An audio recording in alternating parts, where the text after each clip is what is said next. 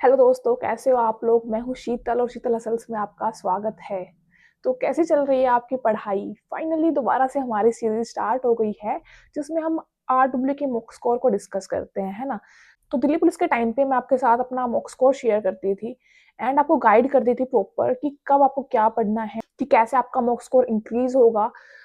सारी tips and tricks, है ना। जो लोग मेरे साथ उस टाइम पे जुड़े थे उनको तो पता है कि कैसे मैंने 1.5-2 महीने में लास्ट के दिल्ली पुलिस कांस्टेबल की तैयारी करी थी। एंड जब मैंने अपना फर्स्ट दिल्ली पुलिस कांस्टेबल का मॉक लगाया था तो मेरे मार्क्स आए थे 45 से 50, इतना कुछ मेरा मॉक स्कोर था, है ना। एंड फिर हमने कैसे धीरे धीरे उसको इंक्रीज किया।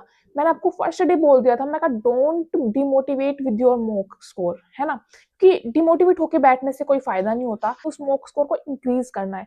तो मैंने आपको हर संडे बताया था कि आज हमारी कंप्यूटर में कमी थी, कंप्यूटर में सभी के मार्क्स कम है, तो हम आज पीवाईक्यू रिवाइज करेंगे पूरे हफ्ते ताकि हमारा अगली बार कंप्यूटर में मॉक अच्छा हो। मैथ्स में हमारे ये टॉपिक गलत हुए तो हमें मैथ्स के इन टॉपिक पे फोकस करना है ताकि हमारा मॉक स्कोर अच्छा हो। तो जिन बच्चों ने मेरे साथ कंटिन्यू किया था ना, तो 45 से कैसे मैं अपना मॉक स्कोर 78 तक ले गई थी। लास्ट जो हमने सेक्शनल मॉक लगाया था तो 78 मेरे स्कोर आए थे एंड फाइनल एग्जाम में मेरे 75 मार्क्स हैं, है ना। तो मैंने दोबारा से स्टार्ट कर दिया है एसएससी जीडी के मॉक टेस्ट देना एंड आई होप आप सभी लोगों ने आज का एसएससी जीडी का लाइव मॉक टेस्ट आरडब्ल्यू का दे लिया होगा 8 फरवरी 2026 का, है ना। बाकी जो भी बच्चे नहीं देते ना मॉक टेस्ट, देखो अब लास्ट का टाइम है हमारे, ये लगा लो कि 20 दिन बचे हैं एग्जाम में।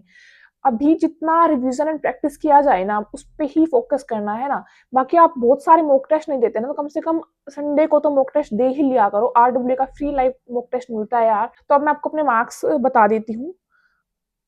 सबसे पहले तो रीजनिंग। तो भाई रीजनिंग में मेरे 19 करेक्ट हैं एंड एक मेरा इनकरेक्ट हो गया। बट देखो, रीजनिंग एक ऐसा सब्जेक्ट है जहाँ पे हमें फुल स्कोर करना पड़ेगा जीडी में, क्योंकि जीडी की कट ऑफ आपने देखिए कितनी हाई जाती है ना। यहाँ पे मेरा एक क्वेश्चन गलत हो गया ना तो मतलब मैं 2.25 मार्क्स से पीछे चली गई बच्चों से, है ना। एंड ये 2.25 मार्क्स इतना बड़ा डिफरेंस क्रिएट करते हैं एसएससी जीडी जैसे एग्जाम में जिनकी कट ऑफ इतनी हाई जाती है ना। क्योंकि जब आप फाइनल लिस्ट के पास होंगे एंड आप 1 नंबर से 2 नंबर से रहेंगे ना, क्योंकि 2 नंबर आपके कम आए ना तो आप इतनी ज्यादा जनता से पिछड़ जाओगे जीडी जैसे एग्जाम में, क्योंकि रीजनिंग में आपको एक क्वेश्चन भी गलत होने नहीं देना, है ना। तो मेरा एक क्वेश्चन गलत हुआ है तो मुझे पता है कि या तो वो सीरीज में गलत हुआ होगा, number series, alphabet series, and या तो मेरा गलत हुआ होगा फिगर काउंटिंग में, है ना, क्योंकि इसमें थोड़ा सा अजीब सा फिगर काउंटिंग था। तो इस वीक हम दोनों चीजों पे फोकस करेंगे, सीरीज पे अच्छे से प्रैक्टिस करेंगे। अगर आपको नहीं पता कहाँ पे आप काफी सारे क्वेश्चन प्रैक्टिस लगा सकते हो रीजनिंग के, तो आप इवन कोचिंग सेंटर की जो यूट्यूब वीडियोस हैं मैं वहां से करती हूँ प्रैक्टिस। तो वहां पे इतने सारे सीरीज के आपको क्वेश्चन मिल जाएंगे, वहां से आपकी अच्छी प्रैक्टिस हो जाएगी। देन बात आती है जीके जीएस की।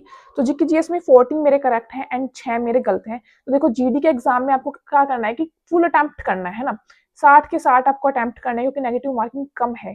तो अगर आप नहीं भी अटेम्प्ट करते जीएस में तो आप फुल अटेम्प्ट करिए, कुछ आपके तुक्के से सही हो जाएंगे एंड नेगेटिव जाएगा तो इतना नेगेटिव नहीं जाता, उसमें कुछ ना कुछ आपके बढ़ते ही है ना। तो मैंने फुल अटेम्प्ट किया था बट फिर भी मेरे मार्क्स हैं 26.5 मार्क्स एंड क्योंकि 14 मेरे करेक्ट हुए हैं ना।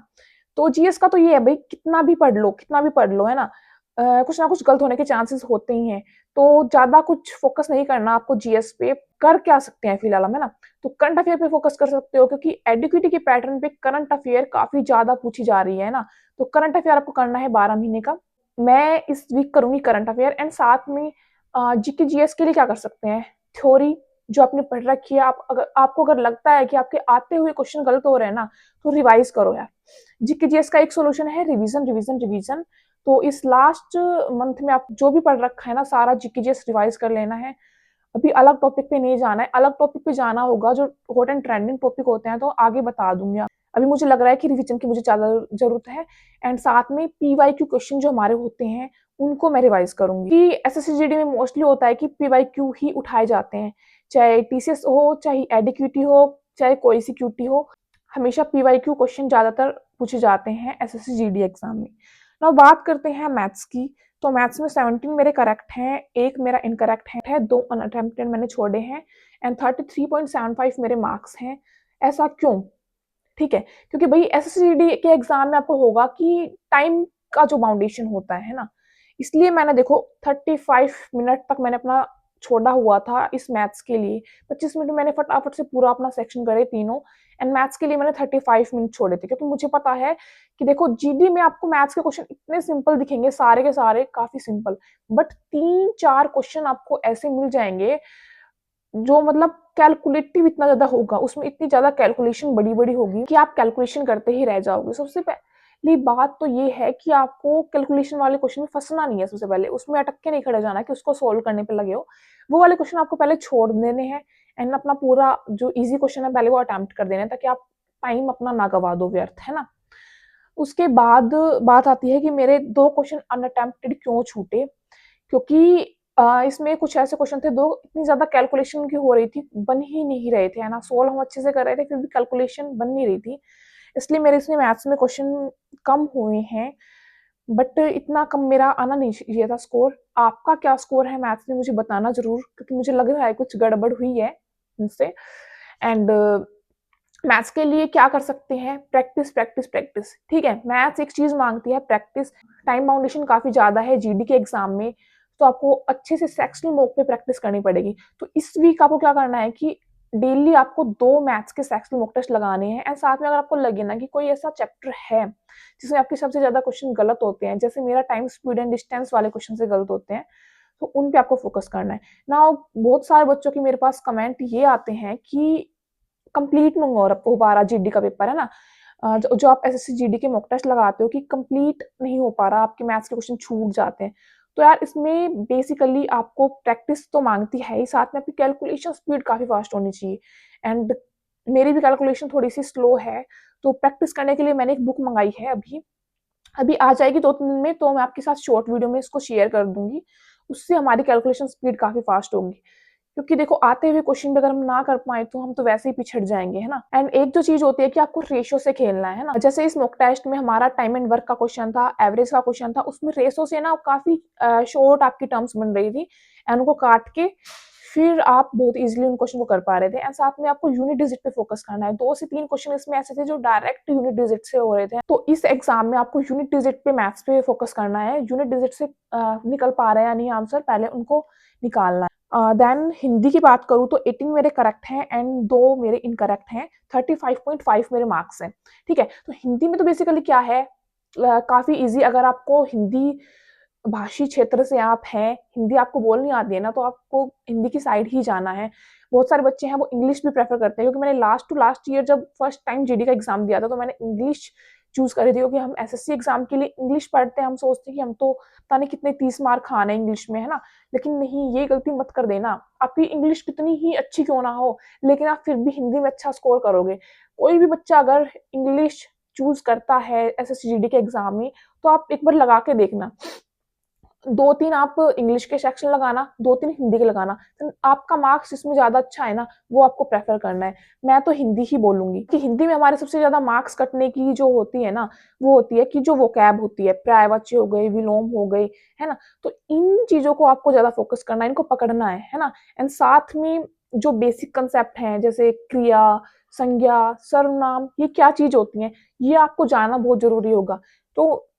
तो इसके लिए अगर आपने हिंदी कभी नहीं पढ़ रखी ना, तो खाकी सीरीज करके है नवीन सर की एक, उसमें 20 क्लासेस हैं, एंड हमारे काम की 20 क्लासेस नहीं है, हमें कुछ 14-15 क्लासेस ही देखनी है। वो यूपी के लिए एक्चुअली उन्होंने करवाई थी, तो वो कर जाना यार। आपके सारे क्वेश्चन एक्सेप्ट वो कैब हिंदी के सारे वहां से कवर हो जाएंगे, एंड अच्छी खासी आपकी हिंदी में पकड़ हो जाएगी।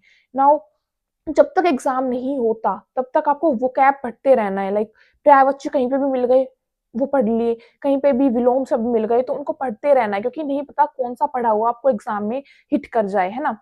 एंड लास्ट टाइम क्या है, हिंदी थोड़ी सी टफ पूछी गई थी, तो हिंदी को अंडर एस्टिमेट बिल्कुल नहीं करना।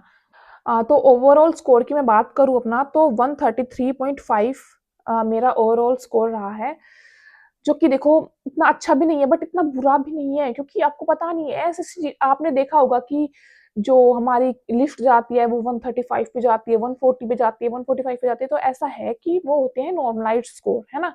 एसएससीजीडी में आपको 10-10, 15-15 नंबर का नॉर्मलाइजेशन मिल जाएगा। तो अभी डिमोटिवेट नहीं होना, अगर आपके 110 नंबर आ रहे हैं, 120 नंबर आ रहे हैं, बिल्कुल डिमोटिवेट मत होना। स्कोर को कैसे इंक्रीज करना है, उसे फोकस करना है, एंड उसके बाद आपको जो नॉर्मलाइजेशन मिलेगा काफी अच्छा आपका स्कोर हो जाएगा, है ना।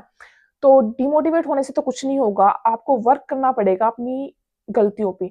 तो आज आपका कितना मॉक स्कोर है वो आप मेरे साथ कमेंट बॉक्स में शेयर कर दीजिए एंड आई होप कि आप ये सारी टिप्स फॉलो करेंगे। अभी भी आपका कोई डाउट रहता है तो you can ask in the comment section and अगर वीडियो अच्छी लगी हो तो डू लाइक दिस वीडियो। जय हिंद, जय भारत।